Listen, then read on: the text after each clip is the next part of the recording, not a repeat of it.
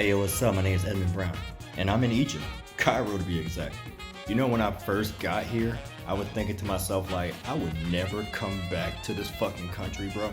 Like, I was having issues getting through the airport. I waited in line to get through customs. Then when I finally got to the desk, they was like, oh, you need a visa. And I'm thinking, like, isn't that your fucking job? To stamp my passport with a visa? They're like, no, you gotta go to a separate booth and pay for one. So I go to this booth and they say, yeah, you can get a visa here. And I'm like, okay, cool, y'all take card? They're like, nah, cash only. Now I gotta go to the fucking ATM to get cash to pay for a visa. But luckily there was another booth right next to it that took card. These two guys, they kept asking me, you smoke? You vape, cigarettes, marijuana, any of that? And I'm like, no, I don't do that stuff. And they just kept asking. I thought they were trying to sell something. And you don't know how many times I got asked, taxi, taxi, taxi, taxi, taxi, taxi, taxi, taxi. And I'm like, no, no, no, no. The host of the Airbnb said he would send a friend to come pick me up at the airport. I get outside, I don't see this friend. So I'm waiting like 30 minutes, 40 minutes. I'm about to call an Uber. But the host is so insistent. He like, nah, he's waiting for you. He's there, just be patient. Come to find out, the dude at another fucking terminal. This was all between 9 p.m. and midnight. I flew from South Carolina, had a connecting flight in Chicago, had another connected flight in Germany, Frankfurt, Germany. And then I finally get to Cairo, and then I gotta go through all this bullshit. I'm like, I just wanna go to sleep. But I booked a tour today. My tour guide, his name was Ayub. Very nice dude. This was my very first time booking a tour. Like, I've been to Japan, I went to the Bahamas, I went to Sri Lanka. I never booked a tour before. And I'm glad I did, because once we got to the pyramids and stuff, it was like, you gotta buy tickets and go through a gate and stuff. I was like, I probably could have done it by myself, but I just don't have the energy. So I had a bad start, but it ended up being good. If you like this video, subscribe, because I like to travel to different countries.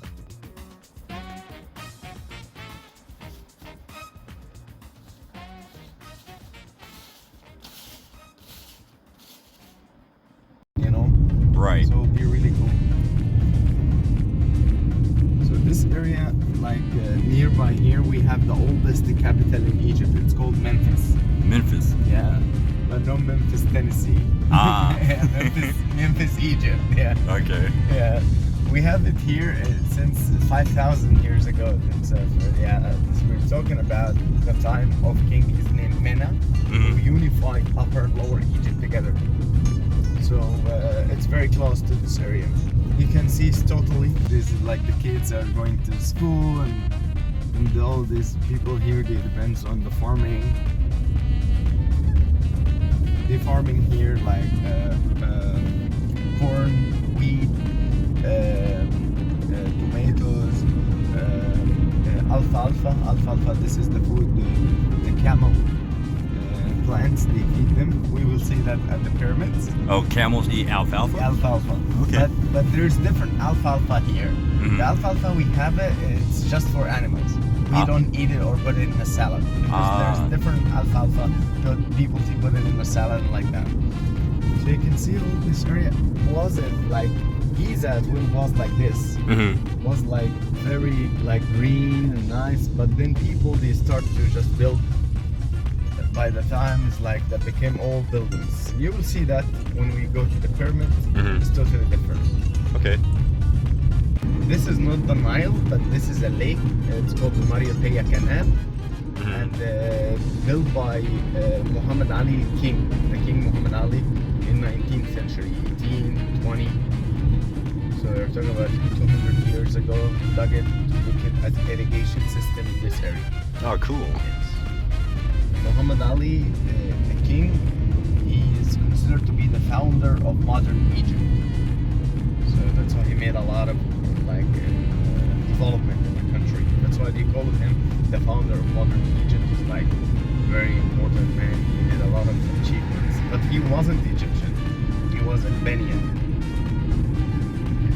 You can see the palm trees everywhere. Ancient Egyptian people, they take the shape of the palm trees and make palm columns in the temples. Palm columns? Palm columns, yeah. Like the same shape of the palm, but it's like, yeah, they wanna just saying it's like we need everything, take it with us to the afterlife. That's why they put it in the palm columns. That in the afterlife will be like the palm trees. Wedding halls, like there are people they rented for a night for the weddings. Normally the weddings will do it at night, and like after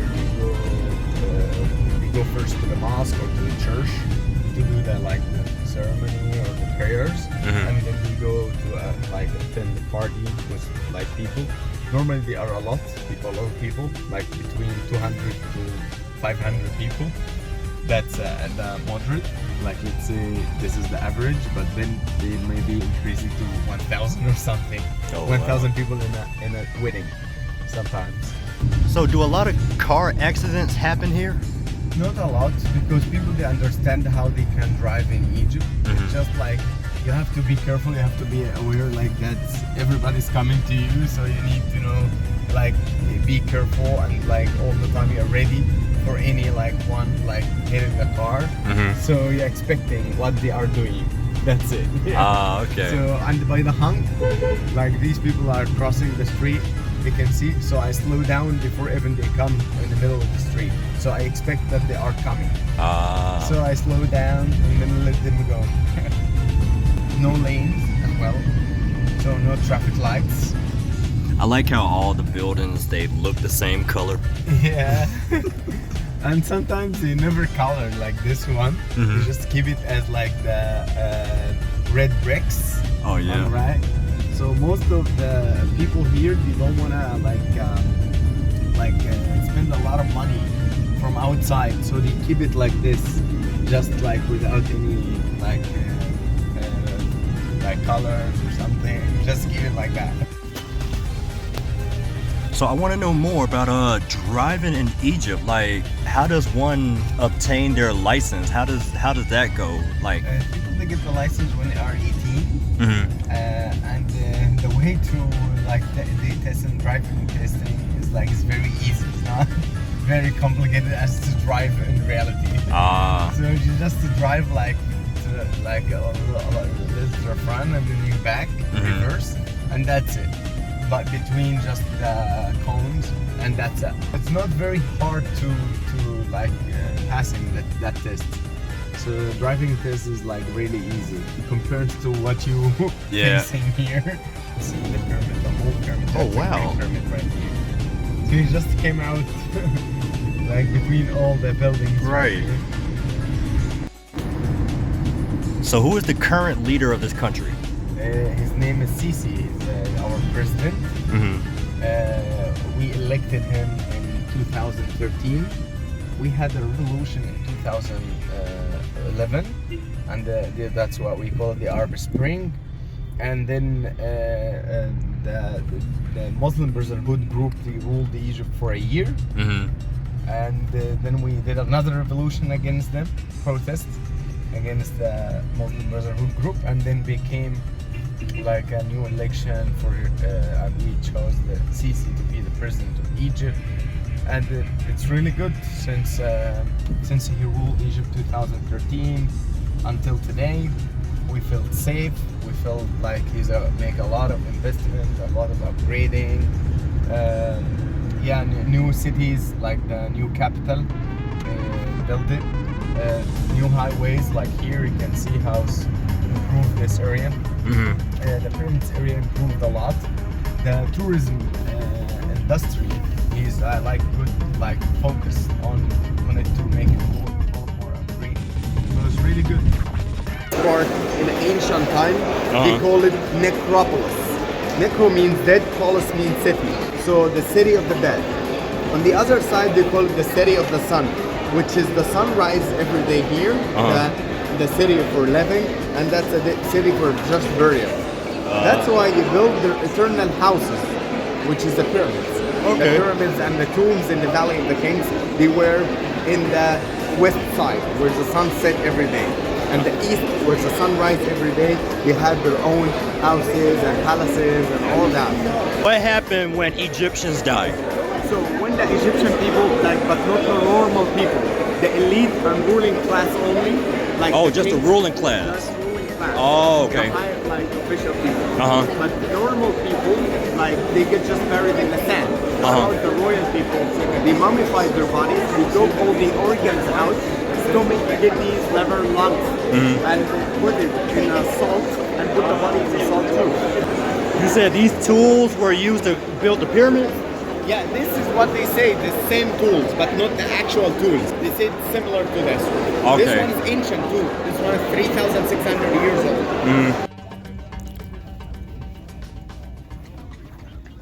They are so big. Yeah.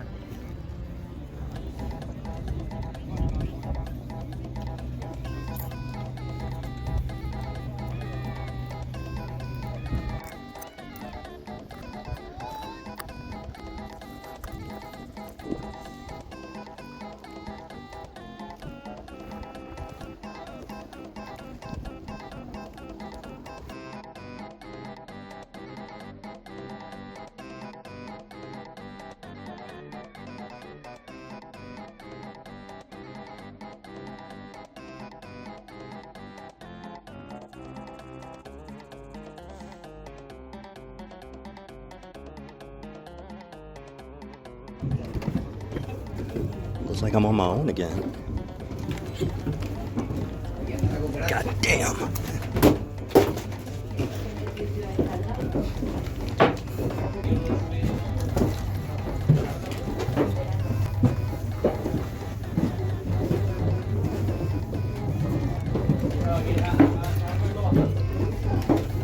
Oh shit.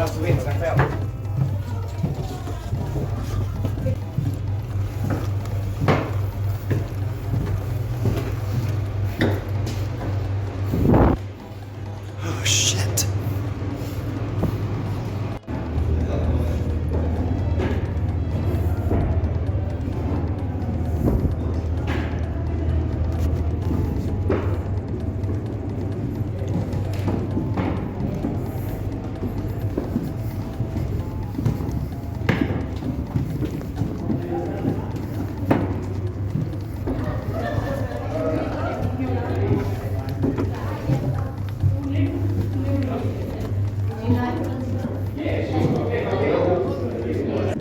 Here on the Giza plateau, you can see this is the second pyramid of King Khafra, the builder of the second pyramid, and his father Khufu on the other side here. Okay, so Khufu, the first pyramid, he built it on the Giza plateau, one of the ancient seven wonders and the only one still standing. On this side here, we can notice that the second pyramid next to it directly, there is a quarry of the limestone, the fine limestone. So we can see a lot of cracks like this. So these are the cracks from the wood. They drilled holes in the quarry and pour a lot of water on this wood, and this kind of would expand. When expand, cracked a lot. And then they polished the stones and build a straight ramp to drag the stones, put it on the base, and build a spiral ramp around the pyramid to put the stones all the way to the top. And then they covered the pyramid by fine limestone like that one on the top, and then they put a gold cap, solid gold on the top. Where's the gold now? Stolen from long time ago, and we don't know who even took it. So this is on the base. You can see that's the actual stone that they cut it and put it on the base before they built the pyramid. Each block of these like between 80 to 100 tons at least, and on the base right here between 35 tons to 2.5 tons.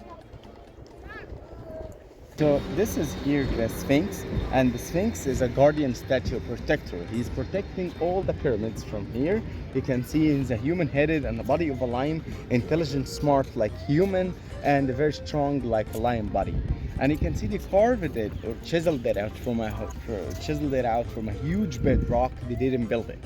So was already exist the rock here, and they just made it as a lion body. And then after 1,300 years of building the the Sphinx, the king is named Moses the Fourth. Renovate the Sphinx for the first time, and that's why we have some blocks added on the body of the Sphinx. But originally they carved it from a huge bedrock. That was already there.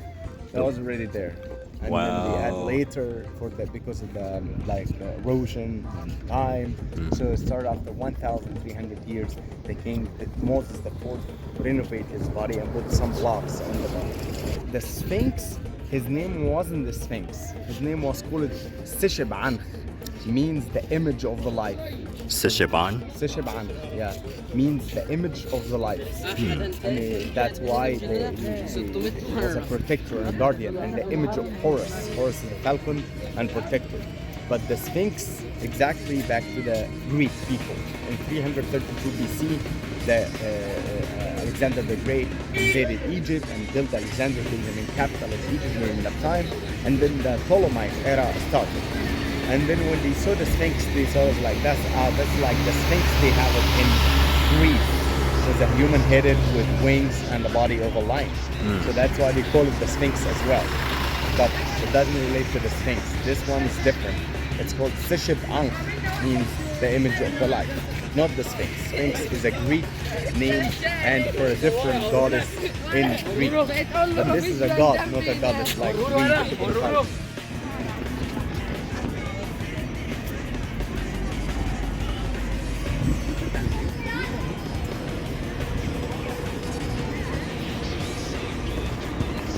Can't believe I'm actually here.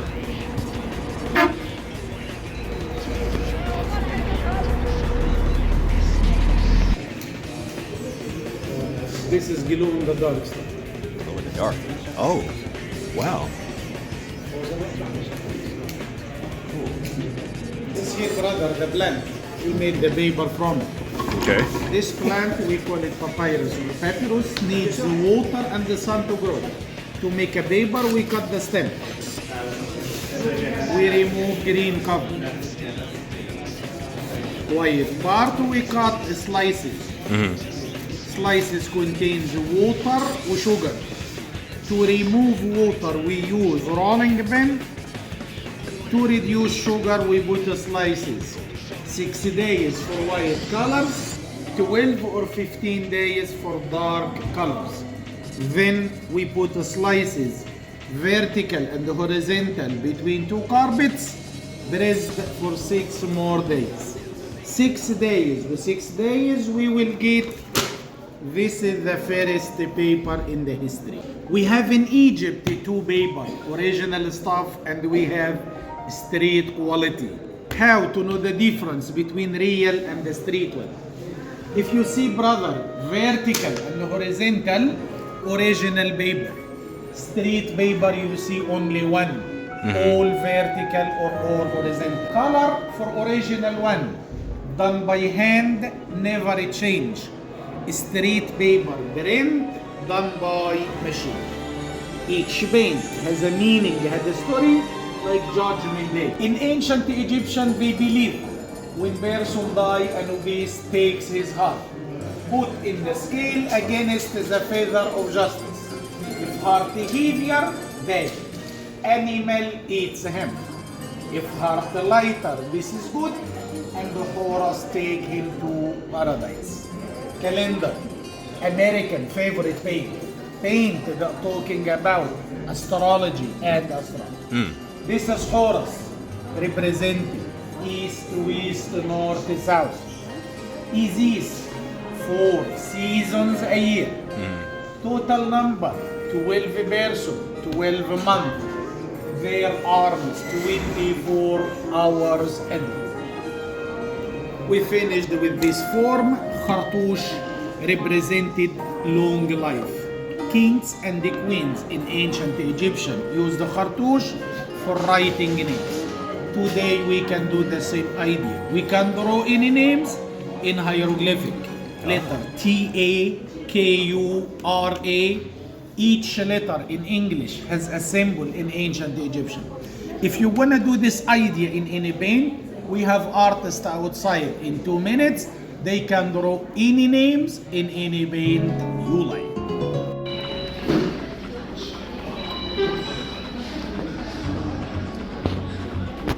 Just like in the US, they drive on the right side of the road.